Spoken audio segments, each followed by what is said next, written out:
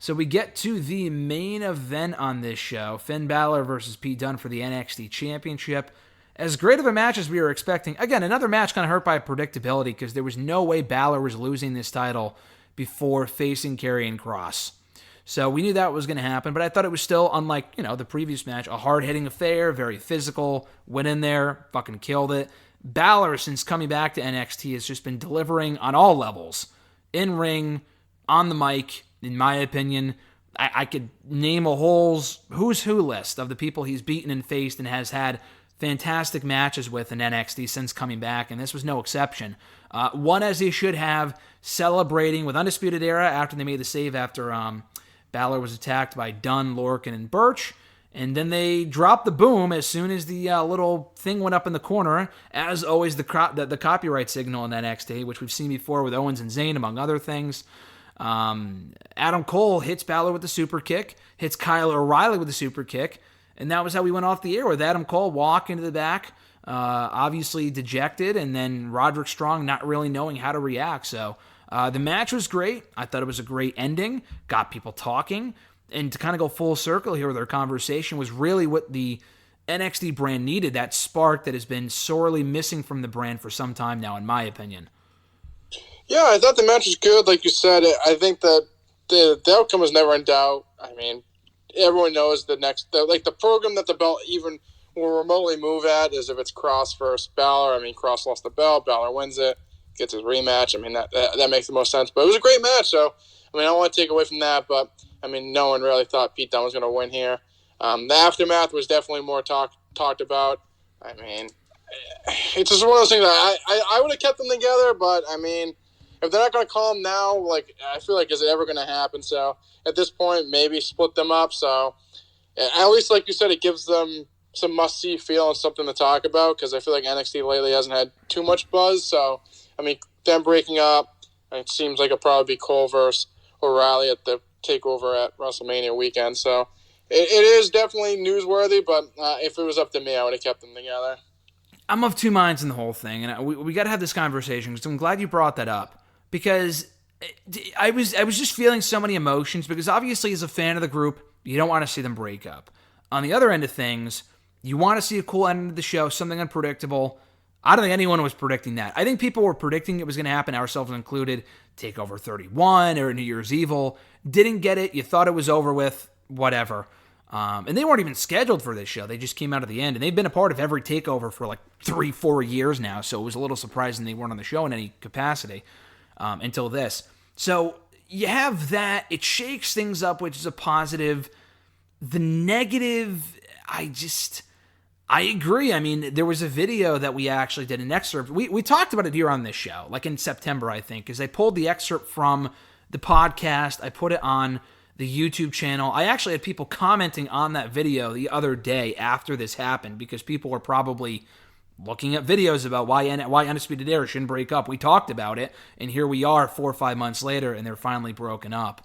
I've said this before, dude. I really do think that they should have gone to the main roster as a group. But one thing that people have argued is that they would rather them break up now and do the breakup story right in NXT, as opposed to them going to Raw or SmackDown, getting ruined from day one, and they never really have a chance. So it's kind of like you would rather be loved than never loved at all type of thing. Like, would you rather than never go to the main roster as a group, or at least not initially? Or would you rather have them go there, get a chance, and then fail, and then break up and be ruined? What would you prefer of the two options? Assuming that them being booked like stars that they are is not an option here. I mean, I guess, but I just think they have a better chance of getting called up as a group and succeeding than getting called up individually succeeding. Like, besides Cole, I don't think. I mean, I like O'Reilly. I just don't think they'll see him pass a level by himself. I mean, I think Cole's a star, but like Fish and Strong, like, yeah, they'll probably put them in the tag team division or O'Reilly, but that means nothing. So I would have called them up together, and if it failed, it failed. But I don't see any of the besides Cole, which they can still fuck him up. They can fuck anyone up. So I mean, I think he's the only one by himself that they could really make a star out if they really wanted to. I feel like the other guys, they just would just fall to the wayside and be on main event in a couple of weeks. That's my biggest issue. I think if they called them up together, they would have like a run at least of something. If they come out individually, I just feel like people won't care as much. So where do we go with this? One idea that I had, like you mentioned, probably Cole and O'Reilly over WrestleMania weekend. Do you do that? Well, one thing before we even get to what I was going to say, do you do that match then, or do you wait and instead at that show you do like Kyle and Roddy versus Balor and O'Reilly, or a tag team match of some sort, and then save like Balor and Cross, which has been rumored for WrestleMania for the NXT Championship. Do you see that as a possibility at all? It's possible, but if you're going to do any match, it's got to be Cole and O'Reilly at this point, it seems like. Maybe they'll try to patch things up and it'll be like a thing, but I mean, I think that's the money match at this point, besides Balor and Cross, would be Cole and O'Reilly. Well, I know the money match, but I'm just saying, do you like prolong it or do you do it at the next TakeOver? You do it at TakeOver. Do you do Balor, Cole, and O'Reilly at all in a triple threat just because Balor's kind of still involved with this thing, or do you maybe do that on TV, or do you just move on from that entirely? I would just move on entirely. He beat O'Reilly twice. I mean, why does he deserve another No, challenge? I agree. Yeah, it just seemed like from the way that they set it up, that might be a possibility. Where does Roddy fall in all of this? And Bobby?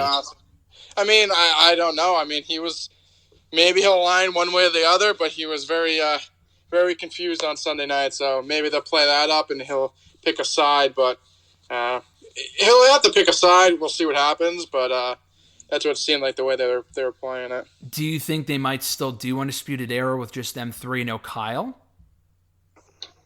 It's possible, but I mean, it's kind of stupid if they do that. But we'll see. Could they get called up? Could you see a scenario? What my idea was is if they do O'Reilly and Cole a WrestleMania weekend. I mean, I guess this would make it extremely predictable, but like you do a loser leaves NXT match. Oh, this brand isn't big enough for the both of us. Blah blah blah. That paves the way for Cole to be called up, which has been long overdue. Listen, I love the guy in NXT, and at a certain point you got to grow though. We've talked to this with Gargano, and like I know NXT is like the superior show. But, like, they're not even given a chance on that. I would rather them go to the main roster, get a chance, fail, and then go back to NXT than not go to NXT at all. I'm not even talking about Undisputed Era on the home. I'm just talking about, like, in general. Because, like, these guys are wasting their best years in... It's developmental. I know it's a third show. It is a third brand, absolutely. And it's the best show of the three. But, I mean, to not even go to Raw or SmackDown, to me, is just... You're wasting your prime years here having the same matches when at some point you got to have a change of scenery. Whether it be AEW or Raw or SmackDown, they got to move on at some point. Cole's still relatively young, but like Bobby Fish is like probably 40 now at this point. I think he's like 42. Roderick Strong is definitely not young. Cole might be the youngest of the bunch, though I'm not 100% sure. Maybe Kyle. At some point, they got to call these guys up. So, do you put them on Raw or SmackDown right after WrestleMania, and it's kind of the big call-up? Is those three, or maybe just Cole? Yeah, I mean, they need to call them up. I feel like the longer they wait, the less people are going to care about them. But I would say, I was hoping. I mean, we were talking about last year them getting called up with the pandemic. I don't even know if that was even in the works. But, yeah. I mean, I would call them up at the WrestleMania, but we'll see what happens. How this shakes out, but I mean, Cole's 31, O'Reilly's 33, Strong's 37. I don't know Bobby Fish. Let me see. He's 42, I think. Woof. Bobby Fish is 42. Woof. Yeah, he is 42. Yeah, shit. Let me see. I like the guy, but like 44. 44. Jeez. So they signed him when he was 40, which is not out of the ordinary this day and age, but that just kind of goes to show that.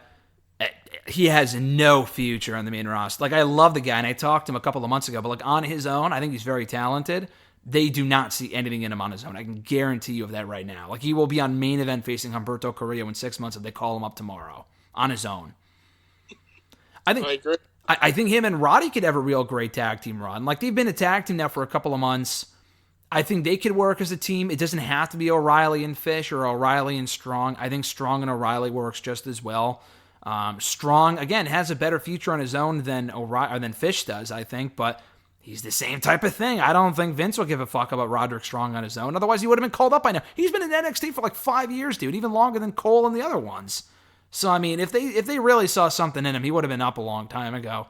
And I like Cole, or I like Strong, but it's just the fact of the matter. So, yeah, I don't know. We'll see where they go with it from here, but it's interesting because maybe they call up Cole, Strong, and Fish, and then leave O'Reilly in NXT because I feel like there's a lot more for him to do on his own.